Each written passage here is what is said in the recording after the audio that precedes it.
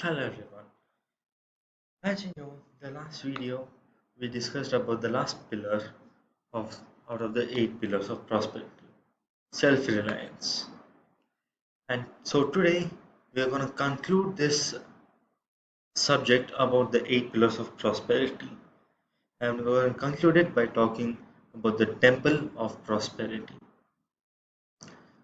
A temple which is built upon the foundation of character and morality and the pillars which hold up the entire temple. You'll notice that throughout all of these videos that there's a lot of principles and details but never specific instructions on things like how do you get more how do you force yourself to be more force yourself to exert more energy, or how do you practice to be more honest, or such things. And this because uh, there's no instructions on these matters of details, because matters are powerless unless they are intelligently related to principles, and principles are something that you have to make up by yourself, because details are there are many details, infinite details. There are details even beyond this topic of eight principles of prosperity. There are only a few principles, and these are grounded principles, and they cannot not be changed, never and ever.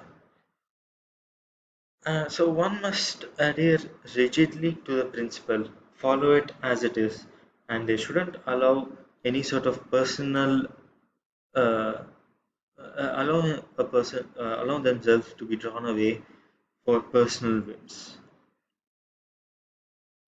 Now, until principles are grasped, details are regarded and dealt with as primary goals.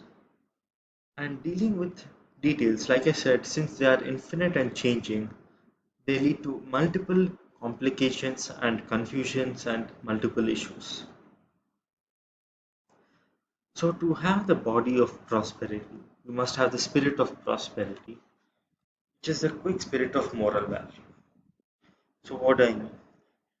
To physically manifest prosperity through using these eight principles or eight pillars, one must have the mental ability for all of these. And this mental ability for prosperity arises from your moral values, which is the foundation for the temple of prosperity. The spirit of virtue is the spirit of joy. The spirit of joy contains all abundance and all satisfaction and all fullness of life. And it is the spirit of joy that should be in man, and at the same time, it it should only be in man, or it's nowhere else. It's something that slowly manifests within a person. It's not something that can be found on a random day. And a man must have the wisdom to use the things that he understands. It shouldn't be like he's hoarding them. He's just collecting them like some pearls. He must be able to understand and implement these pillars and principles in his life, rather than just read them or just simply write them down in a way of hoarding or collecting them. So why don't we just have a small conclusion about each pillar of prosperity. The very first pillar, energy.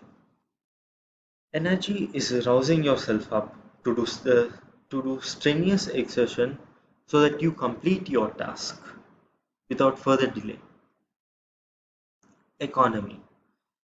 Economy is the concentration of power. At the same time, it's the conservation of your capital and your character. Integrity. Integrity is simply an unswerving honesty. There's nothing beyond integrity. It's completely being an honest person. System. It's all about making the details, being subservient, and being subservient to order, and to able to understand and to be able to understand. Sympathy. Sympathy, it refers to magnanimity, generosity, gentleness, and tenderness.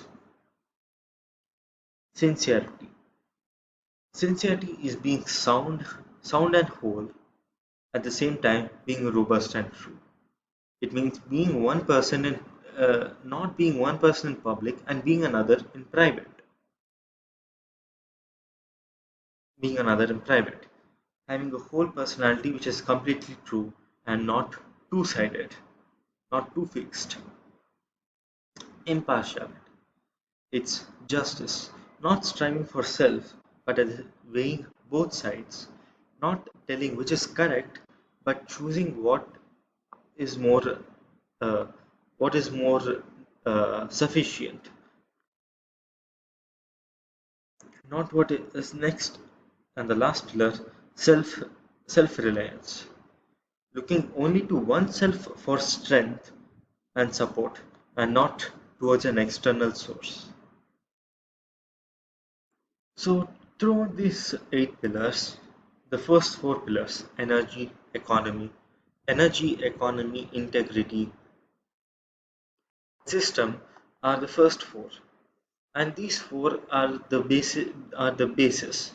They are the cornerstones in the temple of prosperity. Meanwhile, the remaining four, sincerity, sincerity, sympathy, impartiality, and self-reliance are the remaining four, and these four are the inner four pillars. You cannot build the last four without mastering the first four. The first four principles, you can say, are within the scope of all men who are willing to learn them. A person who is willing to do tasks can easily perform them with a little bit of self-discipline and self-denial. Not It doesn't require an unusual degree of self-sacrifice of any sort. Meanwhile, this last four, or the remaining four, are more of a more profound nature, you can say. They are more difficult to understand, grasp, and practice. These these four ask for the highest level of self-sacrifice and self-effacement. Self-sacrifice and self-effacement. And so, here's your temple of prosperity, the base, which is built on character and your morality, the pillars, which hold up the entire temple.